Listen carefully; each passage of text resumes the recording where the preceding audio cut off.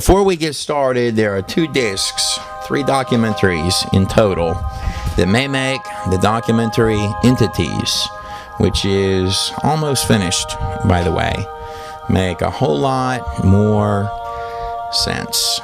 This is Trey Smith, and you're watching a portion of the bonus disc of the DVD Nephilim. I wish you could see that thing in real life. That is just... This one looks sharp too. Isn't that an amazing looking disc? And if you really liked the first Nephilim, there are actually 2 documentaries on this one disc. When you open the title screen, you have these 2 here. Buckle your seatbelts. We're hitting play on As It Was in the Days of Noah, right about now.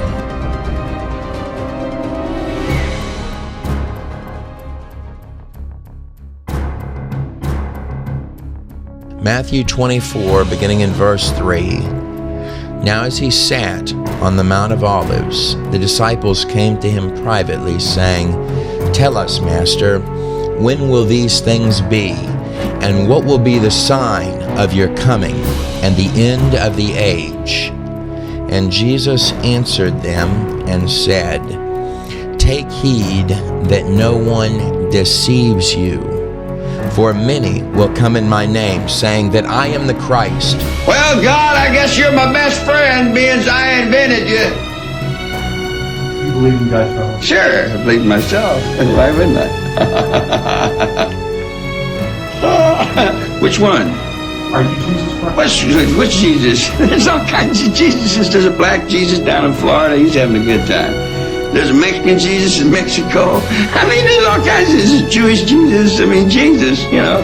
There's all kinds of Jesus coming back everywhere. And nothing can stop it. It's a consciousness that lives in your mind. Satan gave me this mess. I mean, it's a lie of the devil. I shouldn't have said that.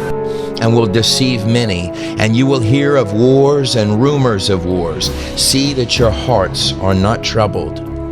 For all these things must come to pass, but the end is not yet. Everything just listed above are commonly used as signs of the end. But what Jesus is specifically stating in this passage is that these are non-signs. For these things must come to pass, but the end is not yet. Comes as the Islamist militant Al-Qaeda affiliated group ISIS increasingly spreads its wings on the ground. Well, I mean, at least they don't make it terribly confusing. The spirit behind that movement is, "For nation will rise against nation and kingdom against kingdom. There will be famines, pestilence, and earthquakes in various and diverse places. All these are merely the beginning of sorrows." The White House is now condemning the slaughter of Ethiopian Christians by ISIS. "Then they will deliver you up to tribulation and kill you, and you will be hated by all nations for my name's sake." You may want to have the children leave the room right now. But the reason we're showing you this is to bring you the reality of Islamic terrorism. Those are some awfully strange words for merely the son of a carpenter. But that is in no way the end of it. To the contrary, that's just where we get started. Jesus continues, verse 15. "Therefore, when you see the abomination of desolation spoken of by Daniel the prophet standing in the holy place, let whoever reads, let him understand." When Jesus says the abomination of desolation spoken of by the prophet Daniel, I guess we must know that he's talking about some future event. After all, you would need the temple back in Jerusalem, and Jesus himself predicted the destruction of the temple, which occurred as depicted in this scene here in 70 AD. Now wait a second, I'm pausing the bonus disc for a minute. You probably clicked on this link because you wanted to see some really spooky stuff that challenges the very boundaries of reality.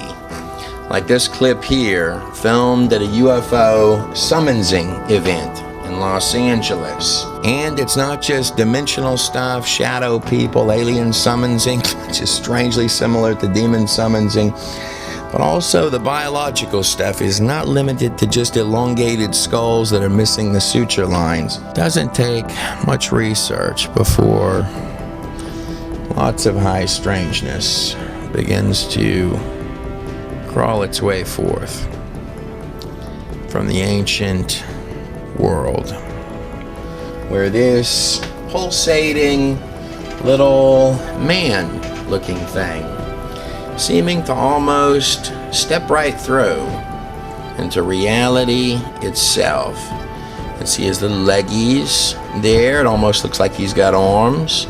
You can see his head occasionally just pumping and piercing through as if struggling to keep its form in our physical reality. Almost looks like he's got little wings on him, doesn't it? You know, it's always been my opinion that before one goes summonsing things that they don't really understand, it's a good idea to maybe investigate who exactly it is right on the other side of the veil that is so dearly wanting to wiggle and slip its way in. It's certainly true that there's been no shortage throughout all of human history, both recent and past, including through every age of human history, all the way back to the very beginning, who all seem to understand very precisely, exactly who is on the other side of the veil of this present puppet show. Now, there's a lot of people out there that are desperately crying out for the government to give them disclosure about UFOs and perhaps crashed UFOs and the anomalies in the sky. That's actually pretty funny to me. Now the government, these are the people that have been so abundantly honest with you about everything else, right? Now, when one thinks about strange things from the ancient world, one thing that comes to mind are the giants, like these jaws and these photographs seen right here. And these are authentic, by the way. Or perhaps all the strange skulls out there where Brian Forrester is in South America, who's in the bonus disc, by the way, and more of these elongated heads stretching all the way from South America to the sands of ancient Egypt. And in the video, entities got a special body that I'd like to talk about that goes all the way back to Isis, Osiris, and Horus. This is a skull on the screen here that is curiously similar to Lloyd Pye's famous Star Child. Here's what Lloyd Pye's skull looked like, which was found in Mexico, strikingly similar to the one found recently here in Peru. It becomes more and more difficult to argue that it's some type of extreme medical anomaly when the things have friends. It's being held in the hands here of Brian Forrester, who is a friend of mine that does tours in Peru, as well as other locations, on the elongated skulls and also the megalithic structures around which strange skulls like this one with the unusual nasal passageway are found. This site at Bellback, not dissimilar to stuff in Peru and stuff out there in ancient Egypt and other locations within Mexico, comes actually from one of Brian Forrester's tours. He's made a very strong case to me, just as he does within the Nephilim bonus disc, that stones and artifacts like this one on the screen here, it's hard for him to imagine that this was done as it's currently ascribed by the university scholars and professors. They believe that this was done by the Romans. He believes, just as he believes in many, many other cases, which he makes very strong arguments for, that very often this is the case with these archaeological sites, that they were not put together by the cultures for which they were ascribed. In this particular case, you're looking at an enormous piece of stone. Can you imagine even 100 guys this size moving that rock that he's standing on top of? Notice that the eyes are not in a standard location, and they're all very shallow. We go over this skull just a touch more within the Nephilim bonus disc, but I'd also like to talk about the DNA that's being found within a wide variety of these strange anomalies that are being found. He seems to feel, and I've certainly come to agree with him on this, that many of these sites, like the Baalbek site, are much older than they're given credit for, and the origin of the movement and the precision of these enormous megalithic stones, that at bare minimum the intelligence behind the organization, the technology, and the knowledge to manipulate and organize, if this is how it was done, massive amounts of the local culture to achieve the site at bare minimum, is not being given the fair credit that it deserves. And mind you, these enormous and hard to believe that it's even real skulls, not the headbound stuff that the locals did later, but the authentic stuff that is just in your face and hard to believe that what you're looking at is even real. Like this skull on the screen right here with the giant head on the back. And if there's any correlation between head size and intelligence, the authentic and genuine ones of these skulls appear to be leadership, kings, and priests at these occult centers from the ancient world. In the case of Lloyd Pye's Star Child, although you'll find a variety of reports from different opinions from those with an interest in and those who are professionals in genetics, one of the things that tends to be the same in layman's terms, or even take that further, can you imagine even 500 guys dragging that stone? Look at how far down it is to the people down there underneath. And this is just one rock, mind you, dealing with the genetics on any of these strange characters that are being unearthed, is that they're almost human plus, might be a way to describe it.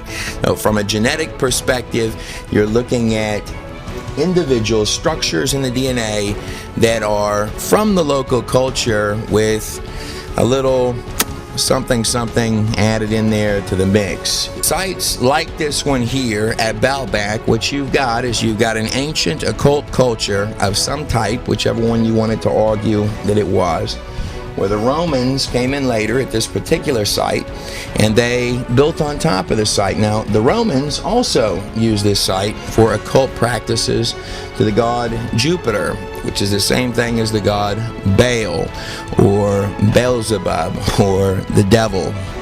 As an interesting side note, when talking about the cult of Jupiter or Zeus or Baal, which are all actually one and the same thing, Alexander the Great, depicted as statue right here on the screen, who won an unusual and actually unwinnable battle against the Persians when he went up against them, and the Greeks would become the new world dominating force from that point forward by this man right here, who would go on to conquer 90% of the known world at that time, and also die just a hair short of his 33rd birthday. Alexander's mother, Olympias, commonly told everyone that Alexander, who didn't look a whole lot like his father, King Philip, the one-eyed King Philip of Macedonia, she went on to tell everyone that Alexander's true father was actually the serpent, or Zeus, or Jupiter, depending on what account that you read. This is an old painting of Olympia. I've censored out the sizable dirty parts in the imagery. This is Jupiter that is slithering in. Notice that Jupiter is commonly depicted with the serpent as the last half of his body coming in from some other realm to seduce Olympia. Up here on top, you've got the imagery of the phoenix, the same imagery that you're going to see right next to the Inky wearing sort of the wizard's hat at the top of the imagery from ancient Samaria, the opening little god that would poke up into physical reality when being summoned in at the pyramid, or the ziggurat, or the Tower of Babel, ziggurat of Eridu. Whether Olympia, the serpent goddess's words about the true father of her son, Alexander the Great, who seemed to have a real taste for blood and took so many unusual victories, whether or not her words were just a clever marketing ploy for the Greeks that became legend, or if her words were based on some semblance of reality, I leave in your hands to decide.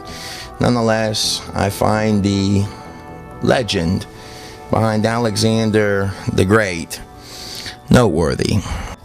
Wait a second. The biological freak show from the ancient world by no means stops there. How about something just like this here, right off of the bonus disc? A skull that I'm fairly certain that you haven't seen before. Now, the skull we're actually going to look at up close and personal and go through the details of in the bonus feature disc, and look up deep inside of, far enough to even where the brain is. This thing on the screen right here was found where they practice hardcore occult in the past. In fact, the very place where Charles Manson is recorded to have partied. This thing here that's had university professors tied up in knots was found by my friend Joe Reimer. But on the flip side of that coin, it appears to be not terribly difficult to confuse the vast majority of the university crowd. Their entire evolutionary faith system is based on theory from Charles Darwin, who had a degree in theology and religion from Cambridge University in 1831, and as far as anyone can tell, exactly zero experience and certainly no degree in any science whatsoever. His religious views disagree with, of course, the fossil record, basic genetics, and at this point today, we've had long streams of hoax, fake, missing links. Yes, it's true.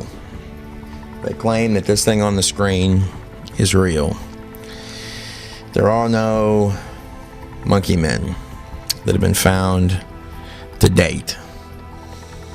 And I, for one, don't believe they existed at all. I cover that redundantly in a variety of other videos. And mind you, that question only gets worse when you start asking them what led to the monkeys. If you want to get them really tangled up in knots, ask them what led to enormous creatures like the dinosaurs. I believe firmly that the picture, in all respects, is much larger in scope than what you're being told.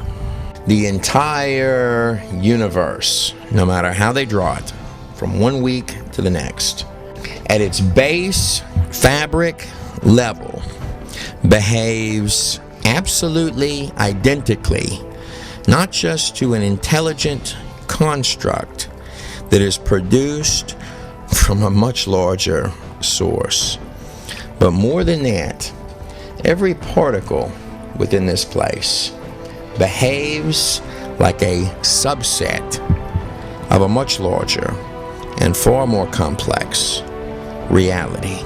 And within the Nephilim bonus disc, we take quite a lengthy little look at the geometric and dimensional messages from the orbish characters that seem to zip around and like making these dimensional designs, like this serpent seen on the screen right here on the ground.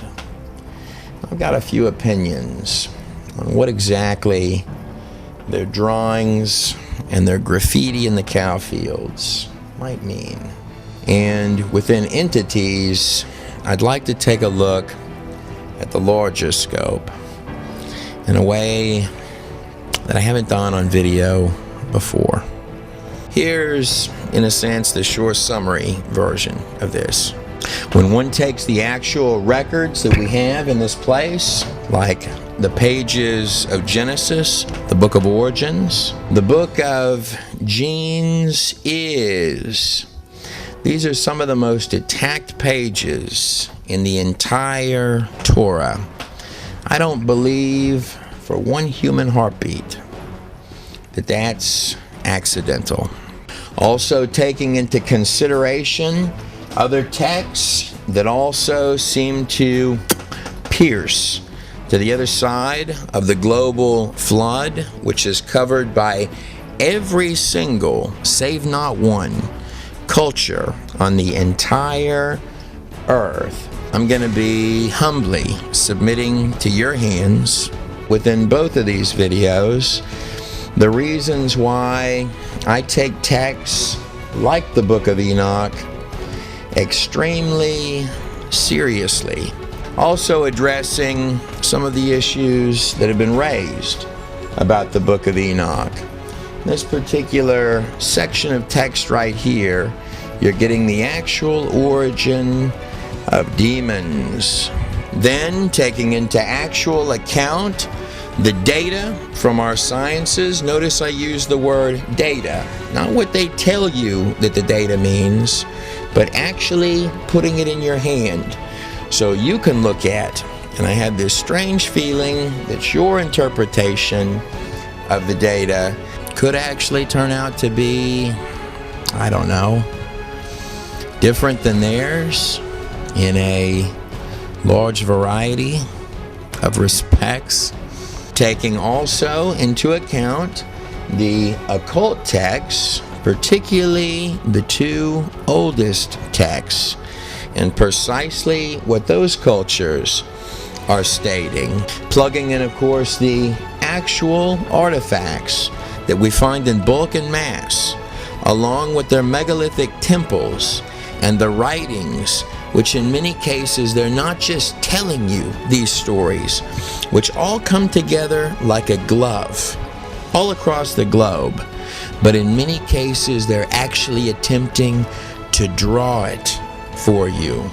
The very trackable weakening of DNA from ancient man right up to this modern version, of course, peering into that pre-flood world, looking at the rise of your early cultures in these two areas here, where the Tower of Babel or Ziggurat of Eridu is, just outside of Ur, hopping over to ancient Egypt, following then the very highly specific pagan and occult practices behind every one of your pagan cultures, the first 6 of them, leading straight on through the time period when all of your original 6 empires kind of transformed into religions to this point here, and then what you may hear occasionally from those in the witchy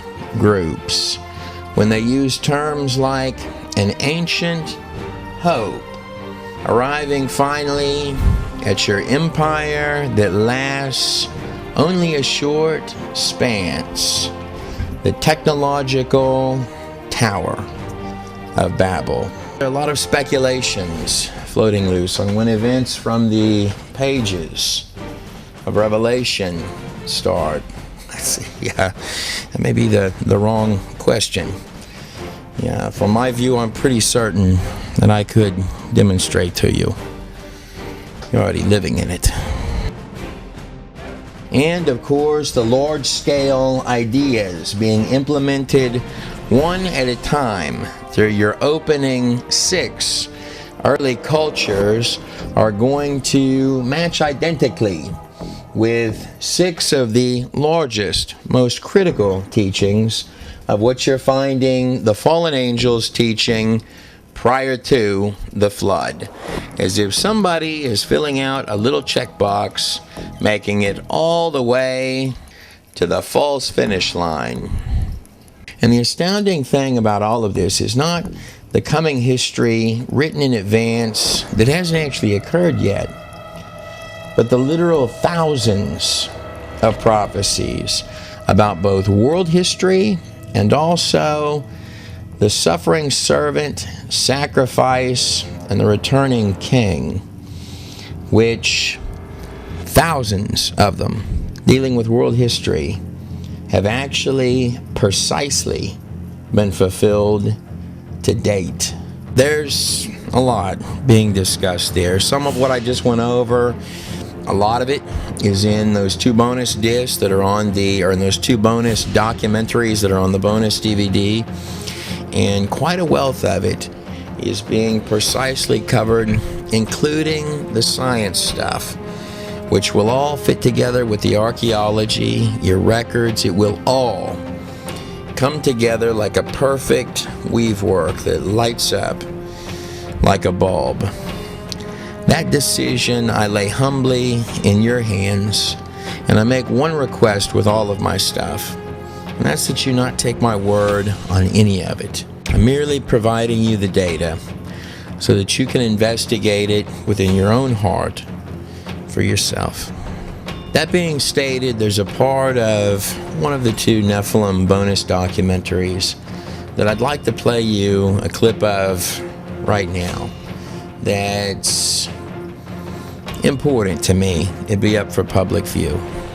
For security purposes. One thing that I always kicked myself a little bit for was in the original Nephilim video, not going just one sentence further.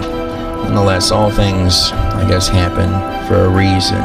But this prophecy in Daniel 9:25 that's predicting the exact day that the Mashiach, the Messiah, will come. The day that Jesus rode the donkey through the front gates of Jerusalem, and the people were crying out and declaring him as the Messiah, the King. And this only happened on one very specific day. What most don't realize is that the whole way Jesus was riding that donkey, he was actually crying, "O Jerusalem, O Jerusalem, you who stone the prophets." That prophecy given by Daniel, the beginning date is March 14th, 445 BC, for the rebuilding of Jerusalem. That's specifically what it says, and that is specifically the date of that prophecy. 69 weeks, and in Daniel it specifies that these are weeks of years. These are 360-day years, just like pretty much every calendar of the ancient world. To the triumphant entry on April 6th, 32 AD. This would be 69 times 7. This works out to 173,880 days. That is on the money. And no one could argue that that prophecy in Daniel was not written in advance, because the book of Daniel is in the Septuagint, which was written at least 270 years before Jesus Christ. But if we go one sentence further to 926, it reads this: "And after 62 weeks," weeks are always years, "shall the Messiah be karat." That's in Hebrew. The word karat means cut off, publicly executed. This is what it says in the text nearly 500 years beforehand. The sentence goes a little further: "But not for himself." Let me ask you, if it's not for himself, who is the Messiah being cut off and publicly executed for? Now learn this parable of the fig tree. There are forces in play that are much beyond the minds of men. And one of them, the little bitty one, the deceptive enchanter of the Pikes and Blavatskys, the one who makes slaves of otherwise free men, the local service provider of every dark age and empire, is watching the lease slowly run out as the last grains fall through the hourglass. Back a fair number of years now, when I first started doing videos, and nobody would have known me from Adam. I was working on actually the hardest video of any of them that I've done. I put together the theory of everything, which dealt with time and space, matter. You had dinosaurs, you had everything in there. And a woman came up to me and said the strangest thing. She said I had been praying, and she said the Lord spoke to me, and he said, of everything that I've made, time may have been my wittiest invention. So yes, we're going to do some pretty in-depth walkthroughs of some of the circus of biological madness and these little Nephilim kids that seem to keep popping up here, there, yonder, and primarily spiking in places like Peru, surrounding ancient temples, in areas where men such as my friend Brian Forrester work. These pages, by the way, where I'm showing you in this particular video, are right off of God in a Nutshell, where it's pretty easy breakdowns going step by step with a lot of this stuff. It's really helpful when you're watching the videos. And accordingly, hardcore occult, which is actually inseparable from your sciences. You almost have your sciences down here that are for the common man. You came from monkeys. Well, I mean, practical sense, you've always got your junk food to be spit out to the goyim, right? And then on top, you've got the pursuits of the world empires, as if down here they say none of it's real, man, none of it's real, don't believe any of that. And then up here they're saying, I think it's real, man, I think it's real, I think we're talking to somebody on the other side of this ball. And I would argue that those are the inception of dangerous games, and that it has been known for a very long time, all the way back to the beginning, that there are things that can step right out of thin air and reach out and touch you. Of course, there are many of you watching these videos I already know that. Let me be very clear about this from my most humble view. Any man that believes that deals can be made between devils and men has already very deeply deceived himself. I'd like to play another little clip that's from the bonus disc of Nephilim that I wasn't originally going to include in this upload, but felt it was important. Here's the clip. All of the old players, specifically the players important for the book of Revelation, have all seemingly appeared back on the map. The last one to blossom being the fig tree, Israel. But that's just a coincidence. For those of you who are Jewish, living in Israel, that are watching, there in Matthew 24, there's a statement which Jesus makes.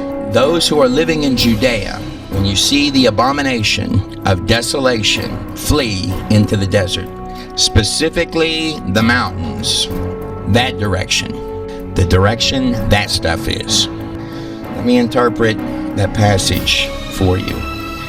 What it means is, if you want to save your rear end, move it at lightning speed. Don't pull a Lot's wife and look back or gather your things. And when Israel finally gets surrounded and all hell has broken loose and all hope in anything else has been both exerted and lost, just like when you were in the canyon with Pharaoh's army behind you and the waters of the Red Sea were sitting there and there was no earthly hope. When the waters need to part again, that's the hour. That's the hour where you play the last card that you've got left. You're holding the wild card. In that hour, you play that card and you play it well. And I'll give you a hint what that card is. The same name that stops the aliens is the same name that stops the hordes of hell. There's someone else that wants the victory that day. Not for you. In fact, he specifically says that it's for his own name's sake. It's for the deal that he made with your forefather, Abraham, thousands of years back. A lot of us are banking on you to play that wild card at the moment that it matters most. And shh, let me let you in on a secret. I already know you will. That becomes a very significant year. I'd like to go ahead and let one of the two documentaries that's on the end of the bonus disc, the very tippy end of one of those two documentaries, go ahead and play itself out and let that be the end of this particular upload. This is a section within the bonus disc DVD that comes right after a part that I call the demons and the corn, where we analyze these little messages that seem to get more and more complex in the fields. All of that. Why does it need your permission? Many, if not most, if not actually all, of your mainstream science crowd are really pushing the alien kick.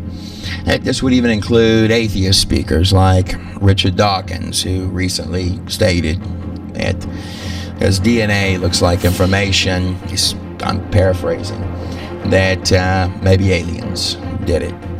Stephen Hawking is another man that has been making documentary videos that there are probably aliens that we'll find at some point. My heart has really torn for this man.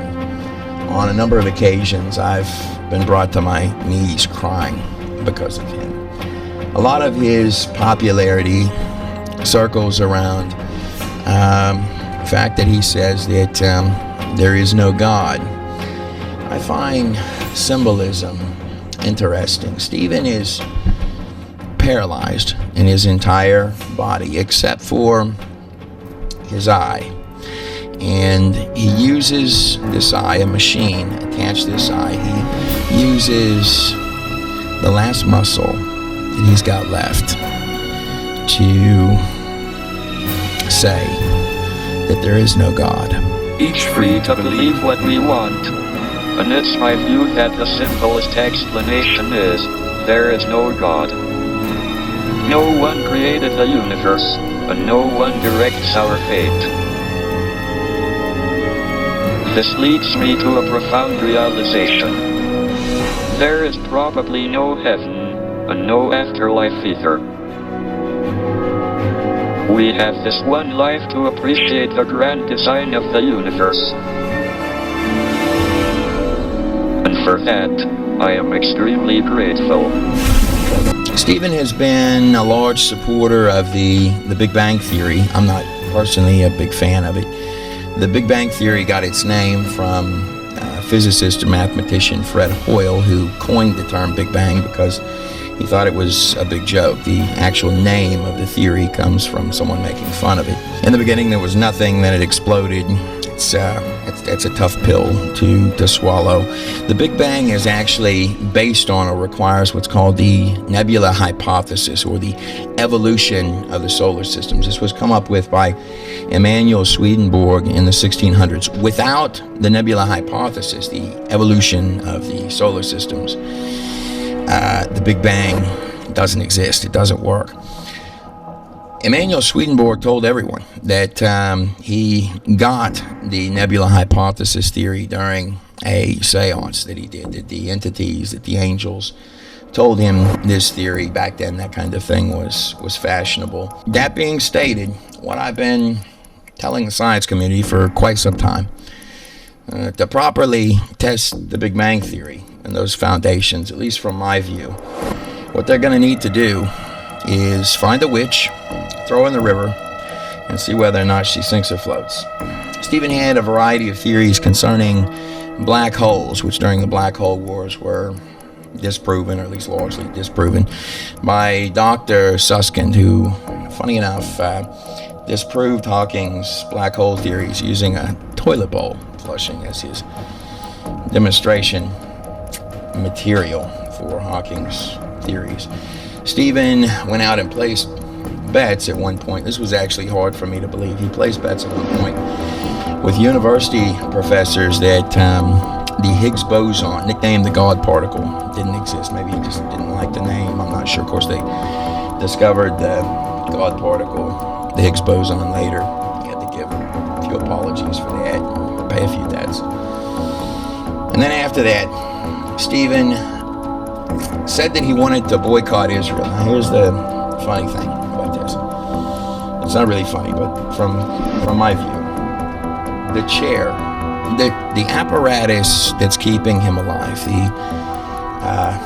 the things that are supporting his life, were built, designed, and constructed in Israel. I would have absolutely loved to have been there that day when the PR people came in and said, I know you're the smartest guy in the world and all, but the chair could break. But I say all of that to say this. The thing that always made, I guess, my heart sink most was that they gave Stephen Hawking Isaac Newton's chair, his position, Isaac Newton's position at Cambridge. Sir Isaac Newton got a lot of things right, to say the least. He contributed, and that's putting it gently, to the very foundations of our understanding of the physics of this place. I find it only appropriate to end this video with the words of Sir Isaac Newton, who held the same chair of the man who, with his one eye, says there is no God. My heart actually is torn for this particular, of all the science guys out there, this particular man, not because of his science and stuff, but I watched a video one time where his family was taking care of him, and I'd like to see him make it. And I'll tell you this, Stephen, and listen to me.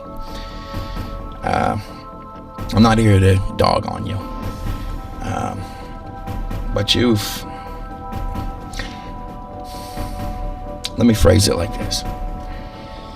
The big one, the thing that you're saying, that there is no God, of all the things you've said in your life, right or wrong, it's important, at least from my view, to get that one right. And I quote, "About the time of the end, a body of men will be raised up who will turn their attention to the prophecies and insist upon their literal interpretation in the midst of much clamor and opposition." Sir Isaac Newton wrote a whole book on the prophecies in Daniel. And Stephen, even the demons playing in the backfield with the crop circles, even those demons know there's a God, and it benefits them nothing. It's certainly my view. The true science is merely the study of how God does business. I'm Trey Smith. God bless every last one of you on the other side of this screen. You just watched the end of one of the two documentaries on the bonus disc. I think they're both pretty strong documentaries. Guys, I think you're going to like them. Hang in there another minute with me, guys. I never quite end the videos the moment that I think I'm going to.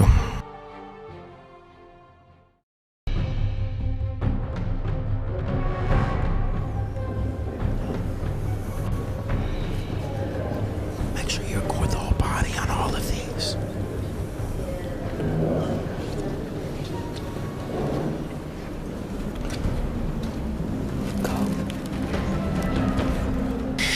Entities is coming, guys, and it is a fireworks show.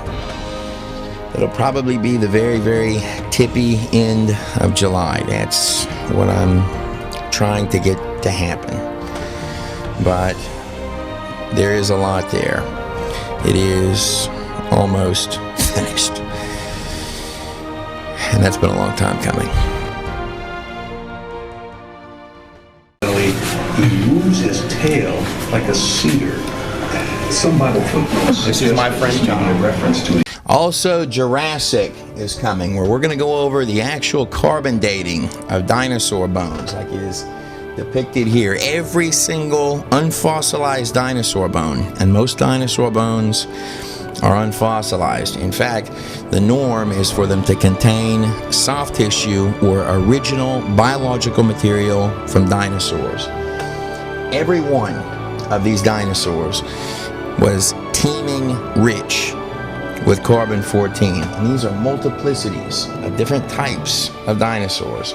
Just to put that in perspective, if the entire Earth were nothing but one big ball of carbon-14, which is like a flavor of carbon that deteriorates, if it were one big ball of carbon-14, it would be completely gone, would have completely diminished, dissolved, be no more after 1 million years.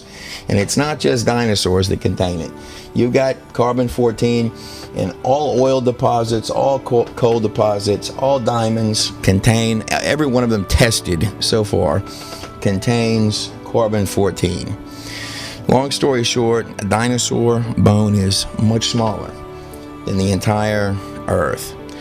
There shouldn't be any carbon-14 in dinosaur bones. In response to drawings of dinosaurs, accurately drawn dinosaurs found all around the globe, some of them controversial, some of them everyone agrees are drawings of dinosaurs. Carl Sagan took an interest in this at one point, and he tried to amalgamate the evolution theory with the fact that you're finding all of these dinosaur drawings.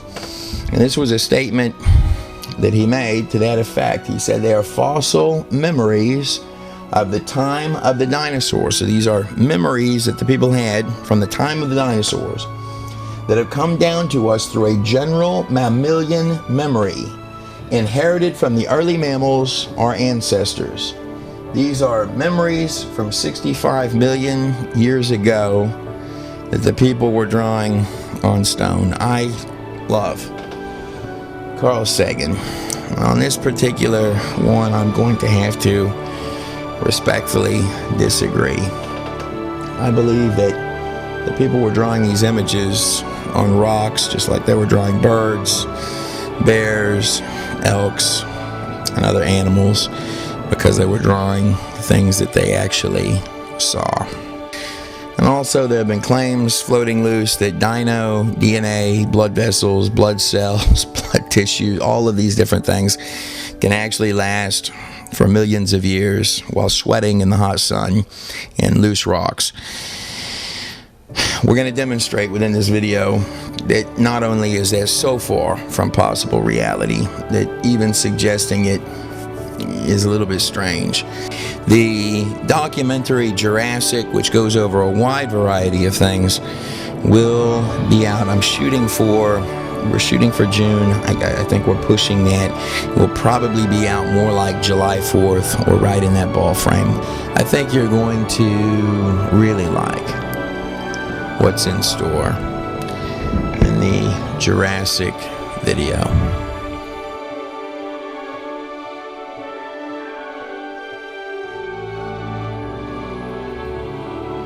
There's a lot deeper wells of biological and spiritual dimensional stuff in both the bonus disc that's already out and both documentaries that are on it, as well as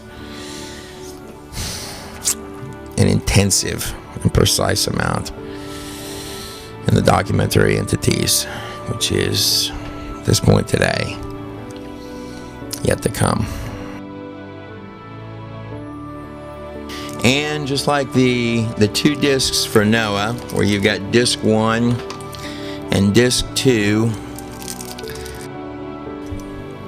it's almost so much crisper in the image to see it in real life, but nonetheless, these just look amazing as well. They came out so nice, guys. 2 discs, and of course the theory of everything. And just like all of the documentaries that I've made so far, they're not only great for when you have friends over and watchable multiple times, but they definitely look good on a coffee table. Get the whole set of them while you're over on godinanutshell.com. Going a pinch further to close this particular video out, I for one find it fascinating how on the public stream of science you're watching science and the occult inch their way closer and closer and closer together. And at the moment that fusion right there occurs,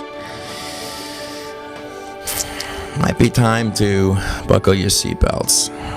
You know that part of the roller coaster where it's coming up and it's right on the lip of the hill and about to go straight down? Now imagine that there's no bottom on the roller coaster and a lot of the track under you isn't finished. Now I'm guessing that pretty much everyone watching this video knows about King Solomon depicted on the screen behind me, and also knows the story of King Solomon asking God for wisdom, which is usually the only part of the story that gets brought up. And that's a good part of this. That's a very strong part of the story, no less. And wisdom encompasses knowledge, generally the knowledge of good and the knowledge of evil. Wisdom is a step higher than that, knowing the difference between the two. But wisdom does not necessarily imply that just because you knew the difference between the two, that you acted accordingly.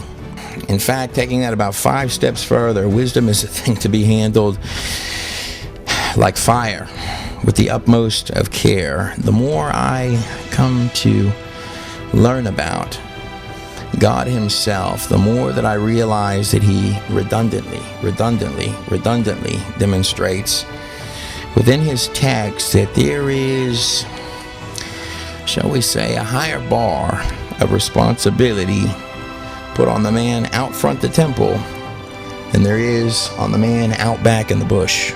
The word demons is actually a Greek word, a Greek term, and it means knowledge. And there is no doubt that the things operating largely through the medium of the mind, the voice of local service provider, like a spam bot emailer that's just waiting for you to grab on one of the little emails, and it knows which one you selected, and from that point forward it only sends that one out. And going hand in hand with that, the little realm crosser guys that are eagerly wanting to collect some genetics if they can get their clutches and their little bitty fingertips on it, so that they can have, perhaps even for a moment,